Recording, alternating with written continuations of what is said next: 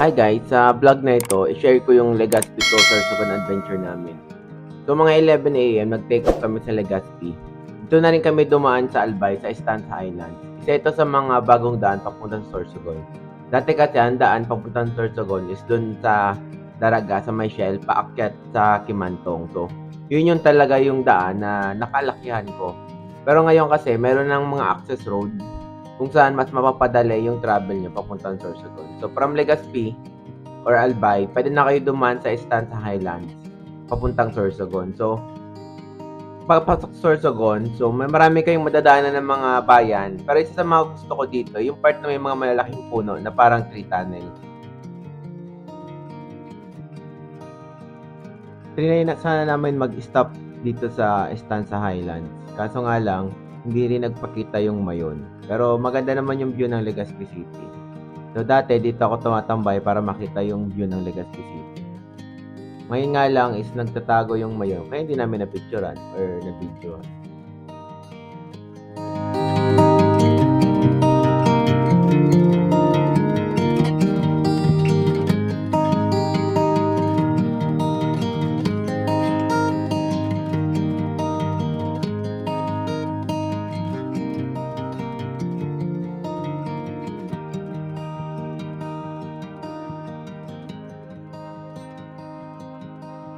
Isa pala 'to sa gusto kong part 'pag pumupunta ako ng Sorsogon, yung parang tree tunnel. Tuloy-tuloy lang yung biyahe namin hanggang sa makarating kami sa Malaking Toyo. Bale, nag-stop over kami dito para mag-picture taking or mag-video kasi nakakatuwa nga naman. Alam niyo na yung bakit. So ayun, tuloy-tuloy lang yung biyahe namin. Bale, wala na pala dito yung malaking arko dati ng Sorsogon. Dati kasi meron tong arko, alam ko tinanggal na eh, bago kayo dumating sa Pipita Park. So ayun, tuloy-tuloy yung bahay namin, pero hindi na kami nag-stop over sa Pipita Park kasi plano namin, pagbalik na lang namin kayong pipicture. Bale, sinishare ko din pala yung mahabang biyahe namin dahil sa maganda talaga ang view dito sa Sorsogon. So, kita mo yung mountain at rice field. Kaya sinasama ko siya sa video. Medyo mahaba nga lang yung video at pwede nyo i-skip. So, ang ganda pa rin talaga ng daan papuntang Sorsogon. Although may mga twist-twist. Pero, so far naman is very good pa rin yung daan yun. Yung condition ng road niya is napakaganda. Unlike before na may mga lubak-lubak. Ngayon, konti na lang. Tapos, medyo wide na rin yung road niya. Because around 12 years or 10 years ago, medyo may mga part pa ditong under construction. So, ngayon, okay na yung daan at malinis na rin.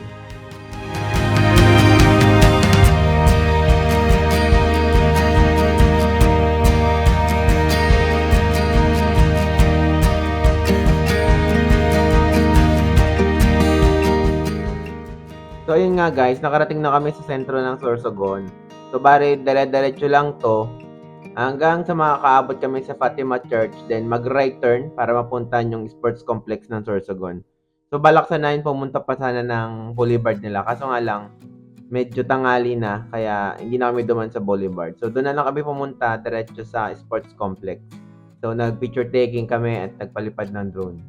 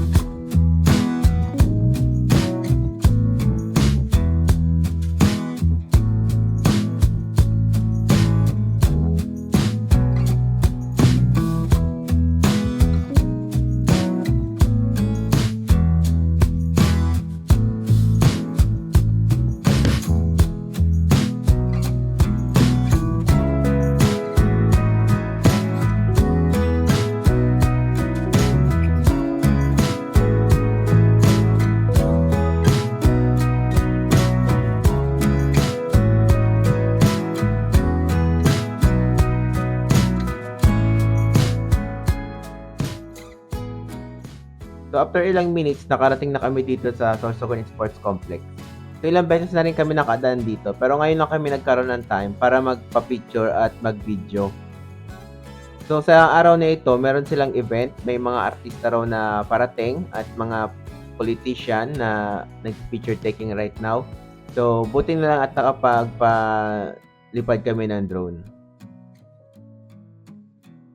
So, ito pala yung aerial footage namin ng sports complex. At sinama na rin namin yung footage ng Sorsogon Bay. At yung mountains.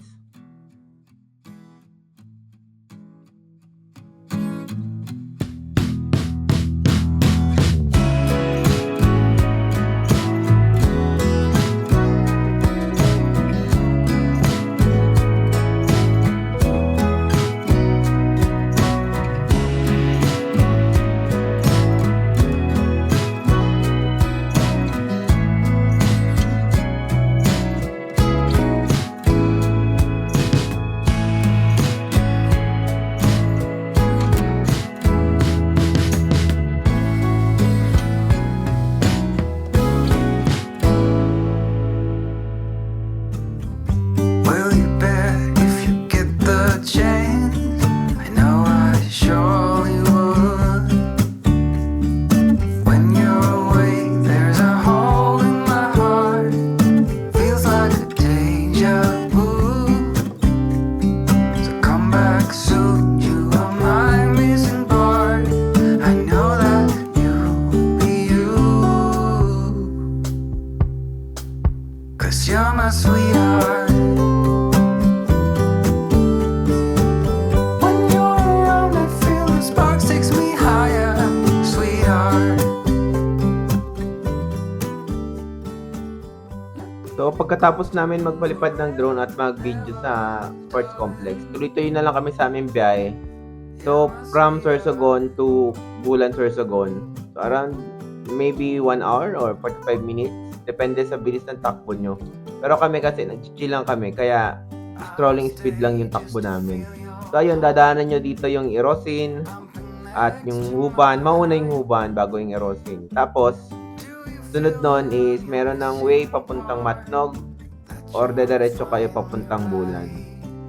So, mag-ingat kayo sa daan na to kasi may part sa malapit sa Erosin siguro yon na napaka-straight ng daan at nakaka-tempt na magpatakbo ng mabilis kasi nga straight na straight yung daan. So, mag-ingat kayo doon kasi baka yung kasalubong nyo or nasa likod nyo is nagpapatakbo ng mabilis.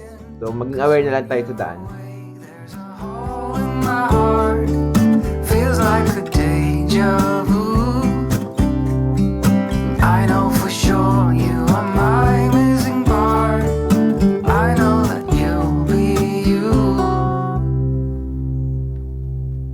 'Cause you're my sweetheart. Guys, sinama ko talaga yung video papasok ng Bulan para makita din ng ating mga kababayan na homesick na sa Bulan, Sorsogon. Kaya medyo mahaba. Kung no-board kayo, pwede nyo i-skip na lang. Salamat. You're my sweetheart. You're my sweetheart. You're my sweetheart. Sweetheart. You're my sweetheart.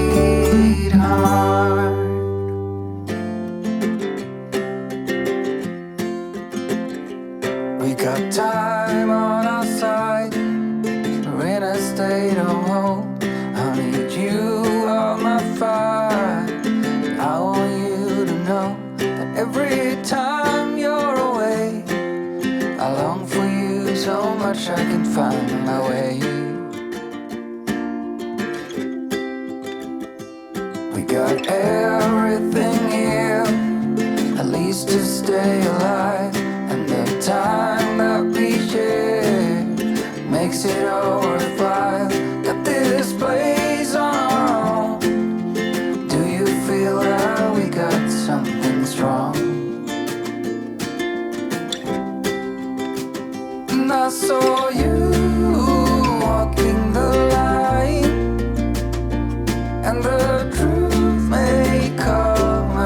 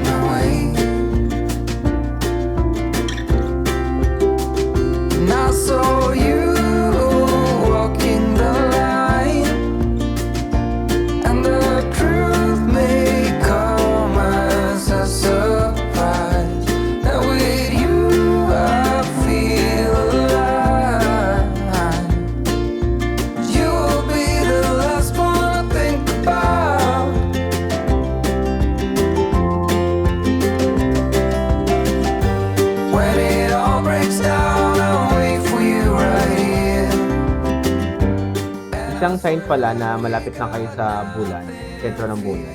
Kapag naraanan nyo na yung tree tunnel. Dati, marami tong puno at talagang makulimlim sa ilalim nito. But dahil sa nagkaroon ng road widening, kailangan putulin yung ibang puno.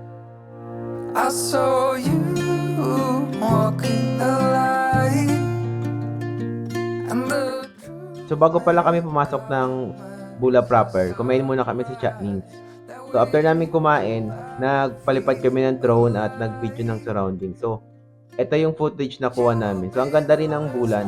Nakuha din namin yung dagat nila at yung mga kabundukan. Ayun, enjoy the scenery. Thank you.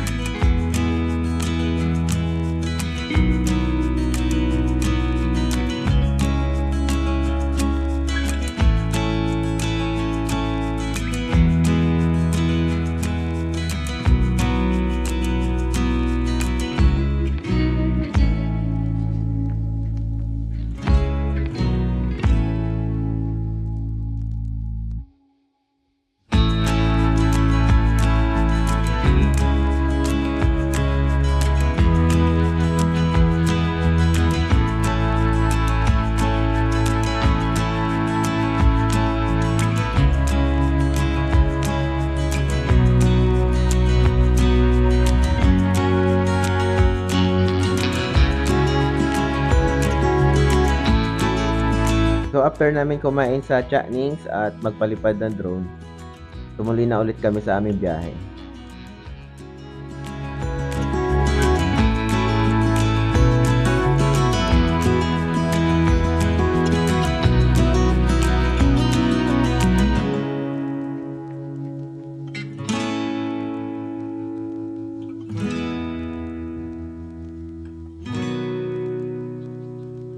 So after ng tulay pala, dinaanan ko na rin yung shop ng friend ko. So nakilala ko to from MCP days, so motorcyclephilippines.com. So forum yun kung saan yung mga motorcycle enthusiasts nag-usap-usap. So way back 2008, doon kami nag-usap-usap dati, wala pang Facebook. Ito pala si Sir Elden, siya yung nagmamayari ng ITM Works. So ang motor niya is CX-130 dati. So katulad din ng motor ko, which is CX-130 din. Kung may issue kayo sa mga sasakyan nyo or sa motor nyo, dalhin nyo lang dito at kaya nyo yung gawin. After ilang minutong kwentuhan, tumuloy na ulit kami sa aming biyahe. So ayun guys, kung may issue kayo sa motor nyo at sasakyan nyo, pwede nyo siyang puntahan dito. Very approachable po yan si Sir Elden. Alright? So tuloy-tuloy lang yung biyahe namin papuntang Calpe. So dumaan kami sa sentro para bumili ng tinapay. Wala talaga kaming madalang masyadong pasalubong kasi yung mga bag ng motor namin is puno din ng mga gamit. For example, yung tire pump. Tapos bukod pa doon sa tire pump na yun, meron pa kaming dalang yung sealant. In case maplatan kami, at least may sealant kaming dala. So bukod pa doon, meron pa kami mga dalang damit namin dahil nga sa matagal tong biyahe na to. 10 days kami nito sa daan or 10 days yung adventure namin. So dala namin yung mga damit namin at saka yung mga repair kit sa motor. So ayun na nga, yung mga dala pa yung mga tools in case nga masiraan, at least meron kaming basic repair kit. At least ma-troubleshoot namin. Ayun, so ganun, punong-puno talaga yung motor namin. Bukod pa doon yung mga gadgets na dala din namin, like yung drone at yung iba-ibang mga power bank na dala namin. So ayun na nga, dire-diretso lang naman galing sa sentro ng Bulan. Itong road na to, ito yung Bulan Magallanes Road. So dadaanan natin dito yung San Francisco. Tapos liliko papuntang Calpe. So enjoy nyo muna guys yung daan kasi maganda yung daan na to eh. Ano to eh? Rice field. Tapos dadaanan nyo yung mapupunong lugar. Ayun, hanggang sa makarating sa Calpe. May mga rough road din pero most of the road is cemented na. If I'm gonna love somebody, I just wanna love you. Oh, oh, I just wanna love you right. Oh, oh, love you till the end of time. I just wanna hold you for forever. Every day you're making me better. 'Cause a love like this is rare, and I wanna take you there.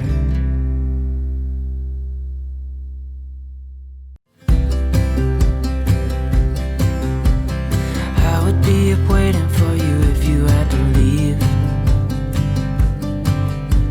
I would wait a lifetime if you were at sea. I just wanna say that I feel that our love is real. Maybe we should hurry up and seal the deal. Oh, oh, I just wanna love you right. Oh, oh, love you till the end of time. I just wanna hold you for forever. Every day you're making me better. 'Cause a love like this is rare, and I wanna take you there.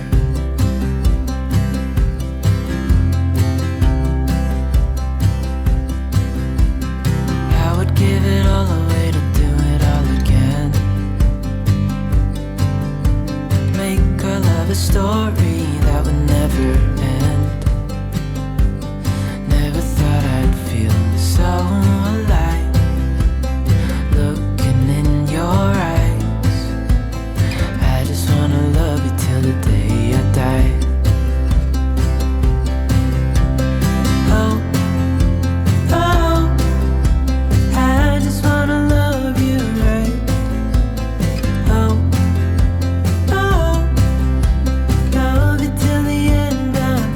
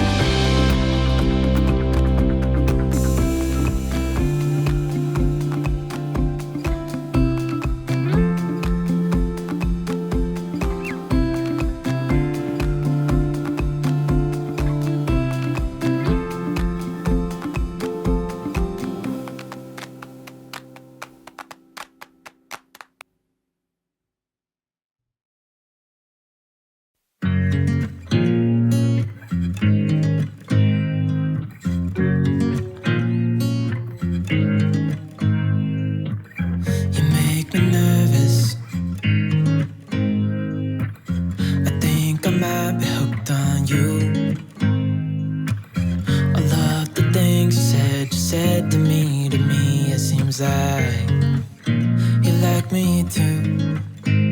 We can take it slow, make sure we do this right. Canceled all my plans to be with you tonight. So just sit with me, talking to the night until the morning, building chemistry. I don't think I ever wanna go, come closer next to me. Trying to find another way to say this, but I think we were meant to be.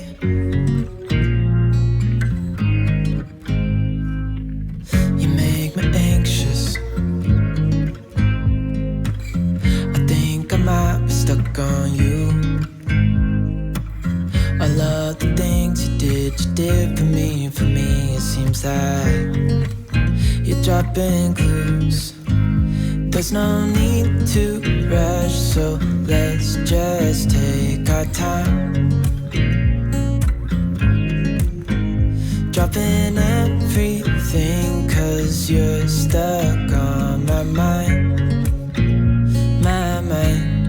So just sit with me, talking to the night until the morning, building chemistry. I don't think I ever wanna go, come closer next to me. Trying to find another way to say this, but I think we were meant to be. Oh, we were meant to be. Oh, we were meant to be. Oh, we were meant to be. So just sit with me, talking through the night until the morning, building chemistry. I don't think I ever wanna go, come closer next to me. Trying to find another way to say this, but I think you were meant to be with me, talking to the night until the morning, building chemistry. I don't think I ever wanna go, come closer next to me. Trying to find another way to say this, but I think we were meant to be. So ayan nga guys, malapit pa kami makarating sa Sitio Calpe. So may mga part na medyo muddy, kaya ingat lang talaga. Pero okay naman yan kasi sementado na yan. So pagdating dito, mag-left turn na kami paakyat para mapunta namin yung lugar. So medyo paangat to, kaya alalay lang sa paakyat dito. Pero dapat hindi ka mamatayan kasi mabigat yung motor eh. Cause I've always been told that things will unfold if you keep on waiting. But then you came along and proved me all wrong. I was so mistaken. Cause you glue all the pieces back together. Yeah, you take all my wrongs and make them better. So ayun nga guys, nakarating na kami dito sa Barangay Calpe. So after ilang araw, nag-try din kayo pumunta ng Dulos. So ito na yung daan papuntang Dulos. Under construction pa ito, pero trinay namin lang puntahan para makita ko lang kung hanggang saan na yung narating ng construction. So ayan, ang ganda na ng daan papunta doon. Tapos may mga debris pa sa daan, pero okay lang kasi nilinisin naman yan ng gumagawa dyan. So ayun, mga ilang years siguro or months baka matapos na to. Ayun lang naman, nag-enjoy kami dito sa lugar na to. Ang ganda ng lugar. My wrongs and make them better. Yeah, you're making me wanna try forever. And I feel so free, oh my sweet baby.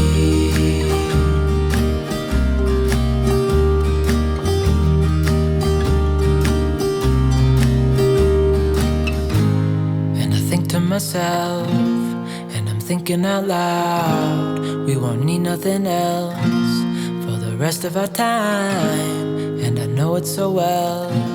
I will always be by your side. 'Cause you glue all the pieces back together. Yeah, you take all my wrongs and make them better. Yeah, you're making me wanna try forever. I feel so free, oh my sweet baby.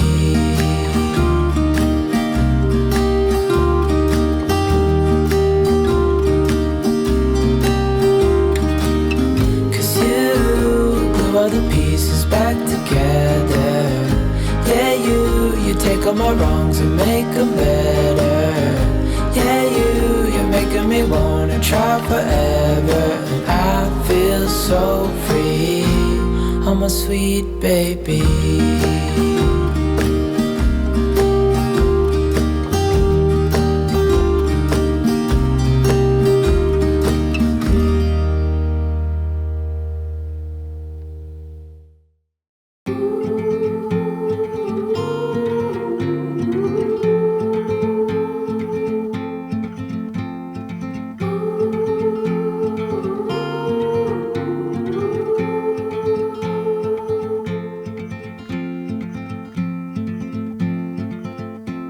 Heart filled with worries, no more.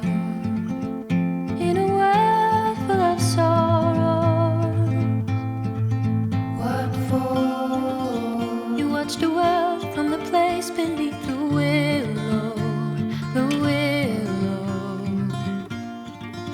So many years, too many tears on your pillow, on your pillow. So ito na pala yung ending ng video kasi hanggang dito na lang talaga yung construction na currently. Bale, ngayong June 2024, hanggang dyan pa lang yung nagagawang daan. Pero maybe soon matapos na yan. Ayun lang, salamat sa panonood.